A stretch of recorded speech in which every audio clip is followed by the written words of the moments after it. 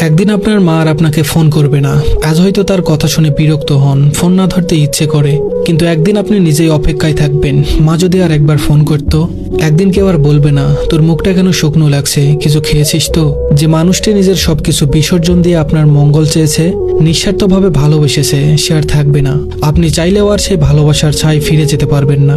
একদিন আপনার ভুলগুলোর জন্য কেউ আর শাসন করবে না। আজ হয়তো রাগ লাগে, বিরক্ত হন, কিন্তু সেই শাসনই একদিন অভাব হয়ে বুকে চেপে বসবে। একদিন যে ঘরে ঢুকলেই মা আপনার পছন্দের খাবার নিয়ে হাসি মুখে অপেক্ষা করতেন, সেই ঘরটি শুষণ পড়ে থাকবে। সেখানে খাবার থাকবে, রান্নার গন্ধ থাকবে, কিন্তু যে ভালোবাসা সবকিছুকে প্রাণ দিত, সেটি আর থাকবে না। একদিন আপনাকে দরজার কাছে দাঁড়িয়ে বিদায় জানিয়ে কেউ আর চেয়ে থাকবে না। আপনার পায়ের আওয়াজ মিলিয়ে যাওয়া পর্যন্ত অপেক্ষা করবে না। একদিন তার কণ্ঠস্বর চিরতরে থেমে যাবে। একদিন আপনি তাকে ডাকার জন্য চিৎকার করবেন, কিন্তু কোনো জবাব পাবেন না। তার হাতে মাথায় হাত বুলিয়ে দেওয়ার আর কেউ থাকবে না। রাত জেগে আপনার জন্য চিন্তা করার মানুষটি আর থাকবে না, যতই ব্যস্ত থাকুন না কেন। একদিন আপনি সব কাজ ফেলে শুধুই তার স্পর্শের অভাব অনুভব করবেন। তখন কোনো কিছু দিয়েই সেই শূন্যতা পূরণ করা সম্ভব হবে না।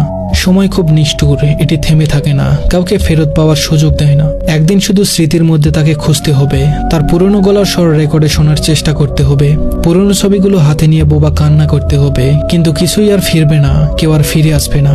আপনি কেবল অনুভব করবেন আপনার ভিতরে এক বিশাল শূন্যতা, যা কখনোই আর পূরণ হবে না। ধন্যবাদ সবাইকে।